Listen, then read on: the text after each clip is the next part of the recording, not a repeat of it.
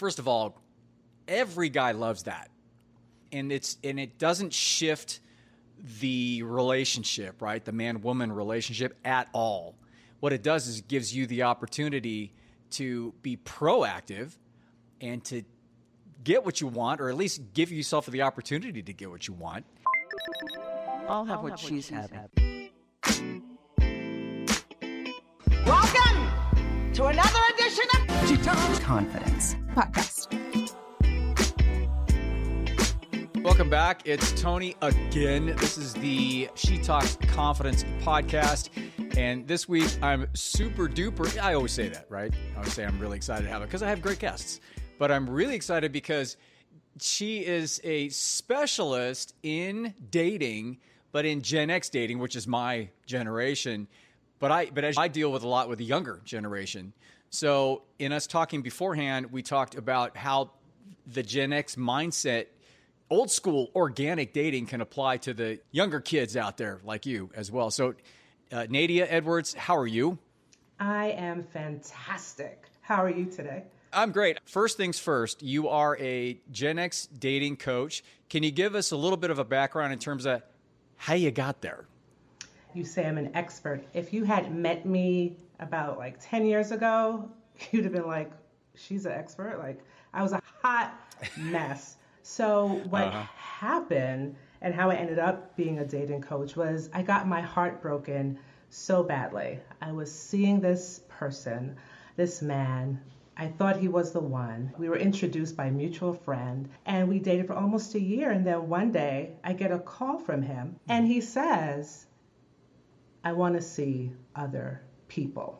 I was so devastated. And there are a couple of reasons why. Because at that point I had a great career. I had a son. He had met my family. He met my friends. I met his friends.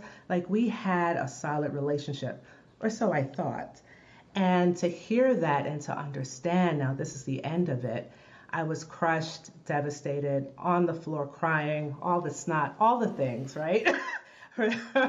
From having... Right. Very three-dimensional emotional breakdown, yes. Exactly. But it was in that moment where I was like, what the heck is going on? And I had to admit that I did not know what to do. And I got a dating coach.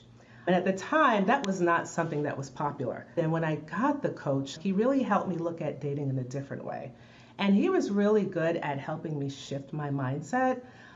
However, the part that he didn't really fully understand or grasp was dating in my 40s, midlife, and the nuances involved in that. And after using some of his guidance and then sprinkling what worked for me and my lifestyle and what I was going through, I came up with this 4-step process. And now I share that with all of my clients to say, hey, I was there, I understand, and now I'm here to help you. You talked about the nuances of being in your 40s, when now us Gen Xers are 40s and 50s now. Yeah. What do you feel as though is the biggest difference with our group of people versus the younger generations right now? The one that screams out, hey, I'm different, is our life experiences. By the time you hit your 40s and your 50s, you have accumulated a lot of different life events and a lot of heartbreak, right?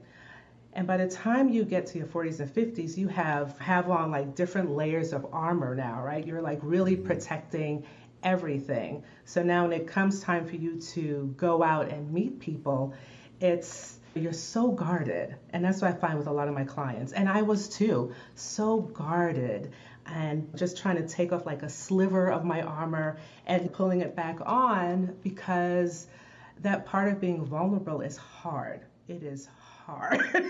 And all of that because of what we have experienced. And it's hard to let go of it a little bit to let something in.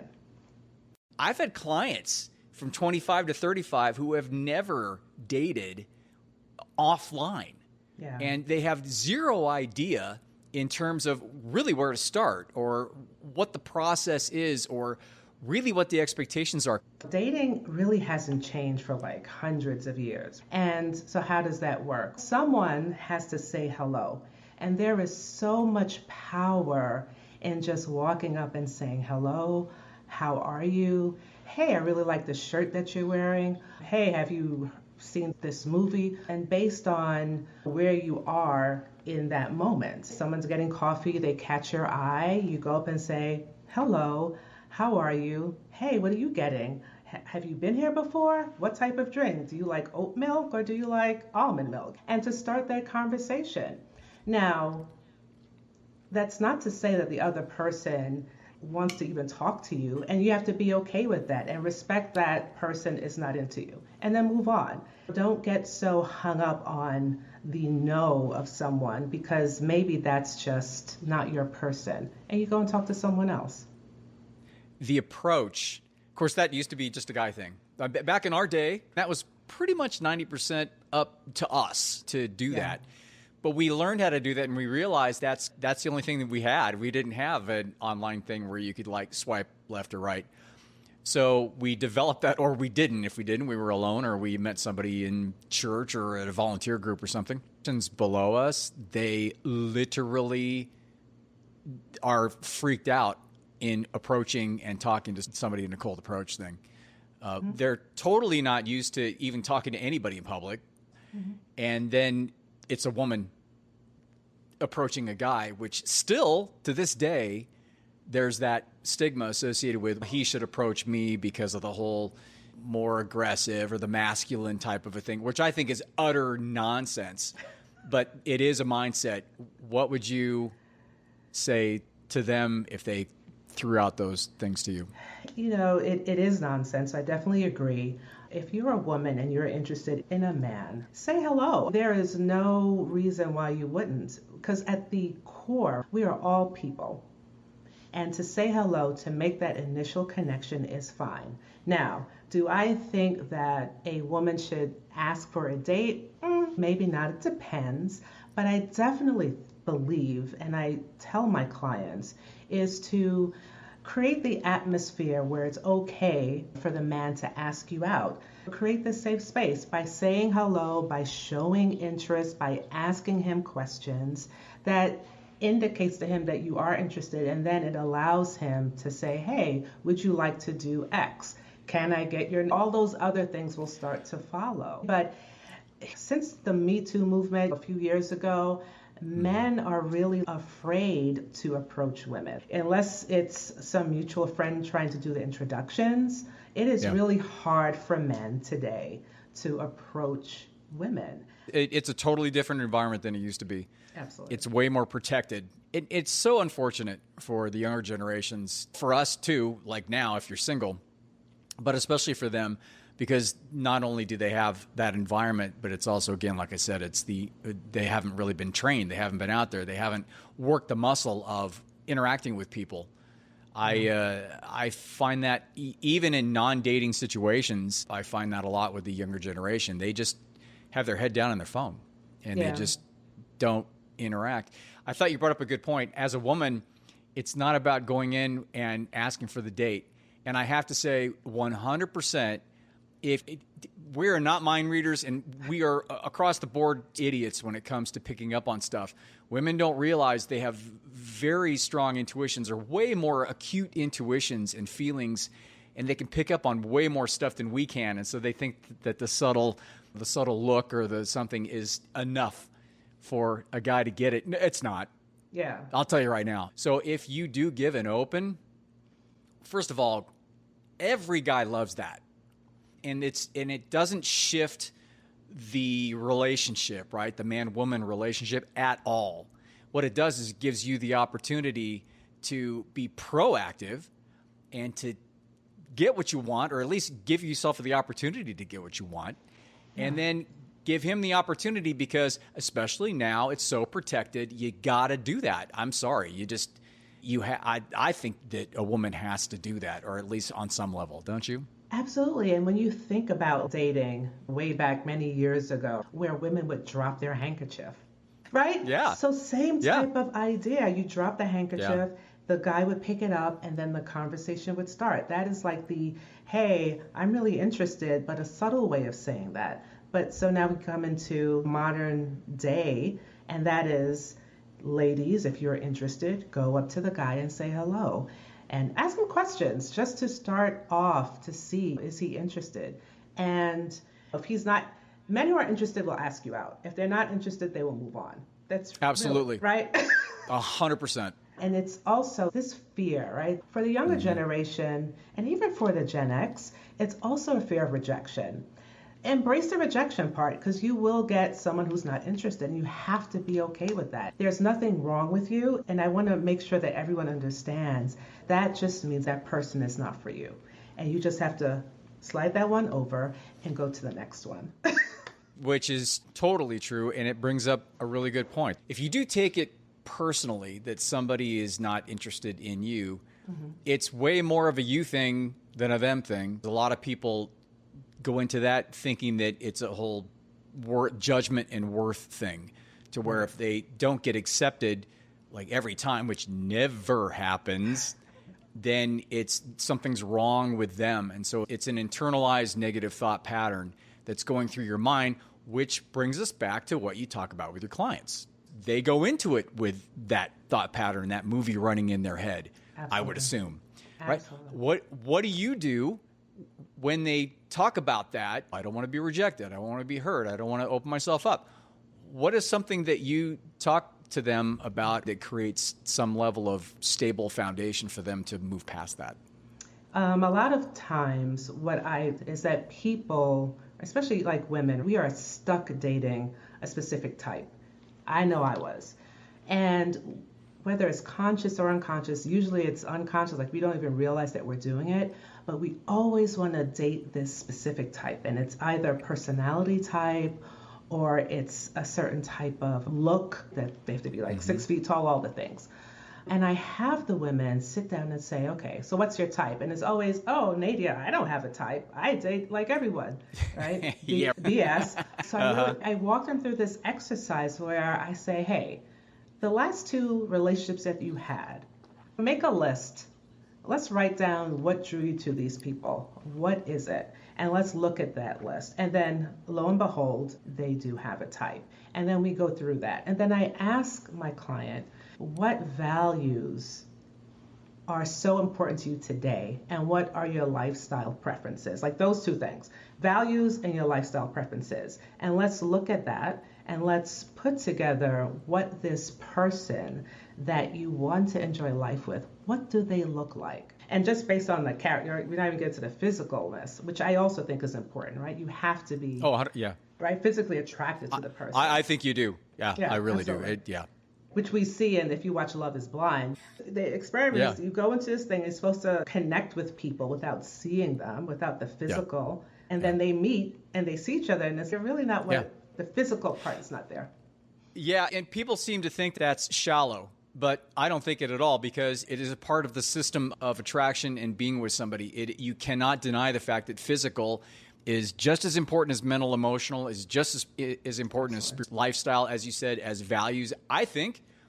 I really do. I really think that needs to be a component, because if it is not, and this might be a little off color, but what I tell my clients is, if that is not the case, and you've decided to default into something that is totally not your type, maybe because your type has never worked out for you, most of the time it's because it's based upon negative programming stuff in your head that you're trying to solve problems with somebody that you had issues with in the past, but we'll go through that. When you go way off type, especially when it comes to attraction, there will always be a kernel in your mind, and your head will be on a swivel. I guarantee you. That it will be. It's not shallow. It's just a component. It shouldn't be the only component. Correct. Because God knows I've got stories about that, younger, and it never works out at all. You say, what type do you have? And then they write down their type, and then you do the other side of the paper, which is their values and their lifestyle. How many times does that line up with somebody who's been unsuccessful for a long time? It doesn't, right? Which is why you have to start from, and it's fine, because when you think about it, there is no place that you can learn how to date, right? We go to school to learn all the learn how to read, write, arithmetic. But when you talk about romantic love, dating, building a relationship, there is no place for you to go to get that type of guidance. You get it from movies, books, your parents, and depending on what was going on with them, and then your friends. So like for the younger generation, if their friends are having a rough time, then how are they helping? They can't help each other, right? That's just not going at to all. work. And in my generation, the dating wasn't even talked about. It was supposed to just happen naturally. I should just walk out and I would just find someone. And going back to when I had my heart broken, it was that aha moment, that really like a slap, that was like, that is not the reality. And I had to put more effort in, become more intentional. So when I went out, it was, okay, I'm looking for someone who has these 5 values, because these are my 5 values. And how do you do that? You have to have a conversation. You have to say hello. And then some values will show up in the conversation. Others, over time, this person will demonstrate them. And if there's no match in those core values, if those are not shared, don't waste your time. Move on, because the values is where it's at. And then you add in that lifestyle that you want. For instance, so I'm 52 and my husband is a little bit older, but when we met, it was important for me to be able to travel. I need someone who can pack their bags and have the financial means and the time to travel. Now, if he said that he couldn't do that for me because it's one of my values, I would have moved on.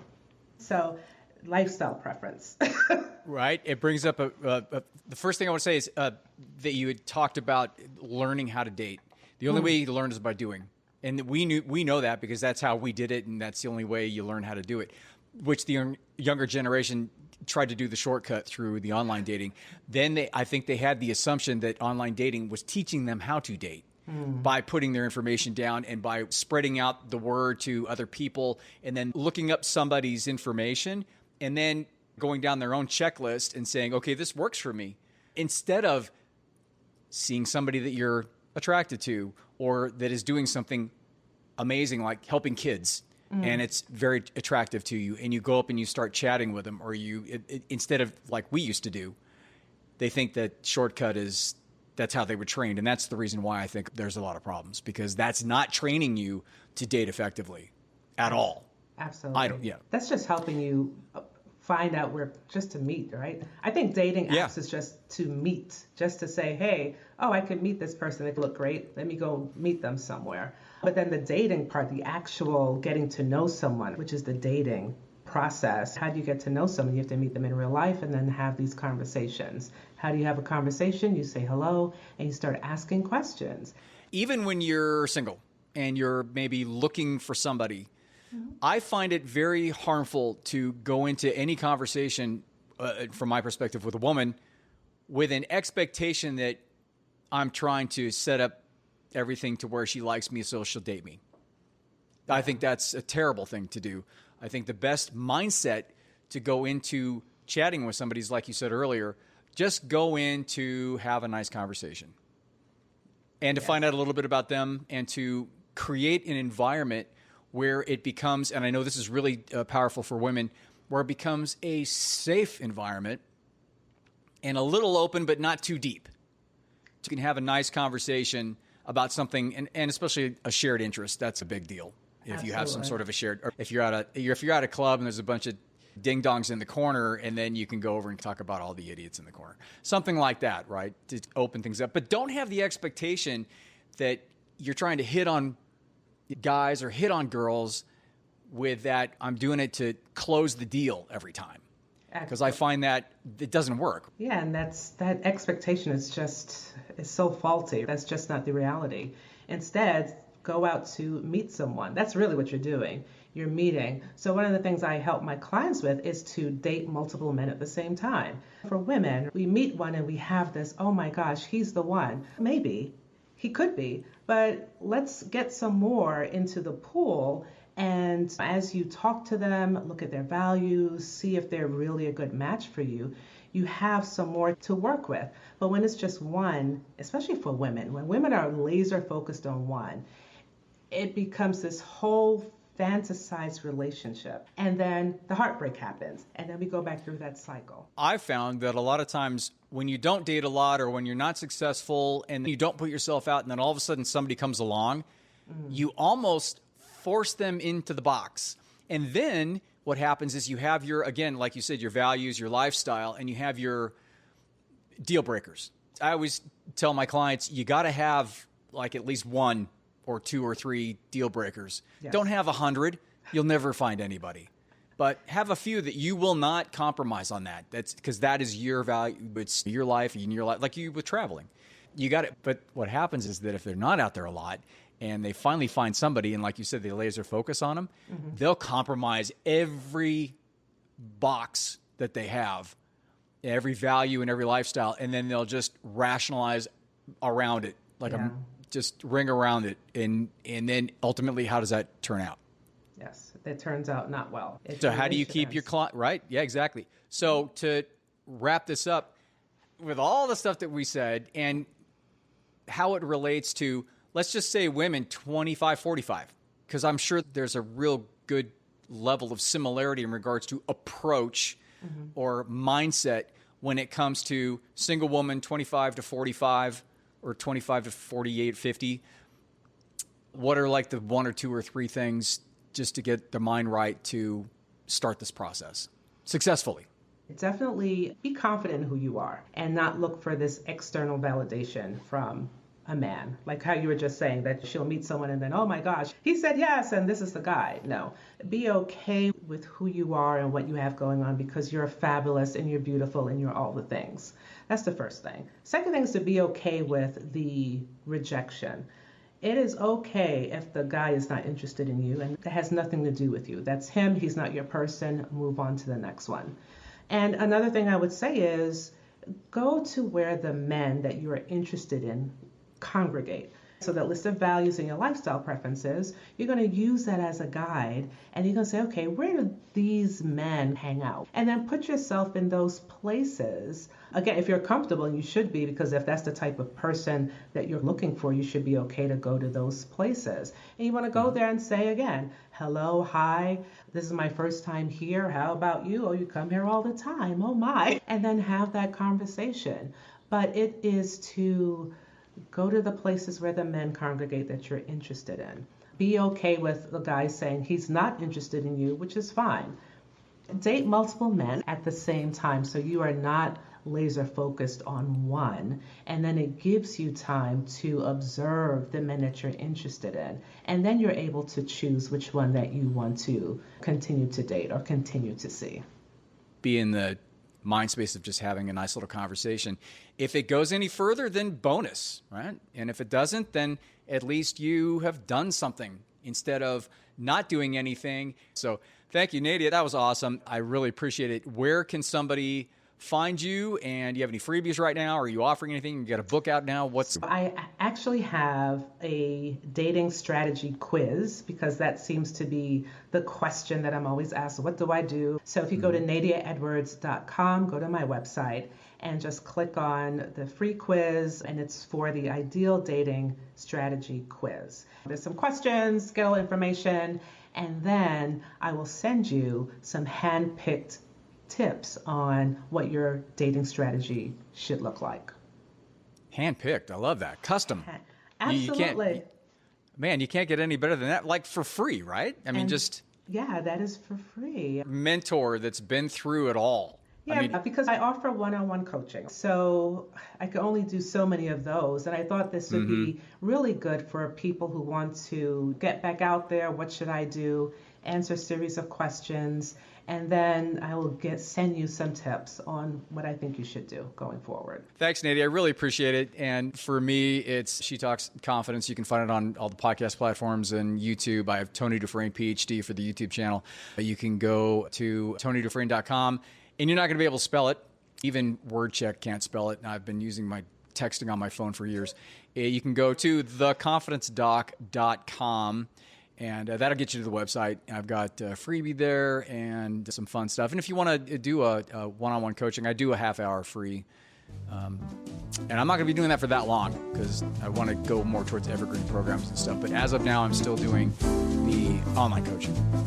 So if you want to do that, you can get a hold of me. Everything's good. That's good. I'll see you next week.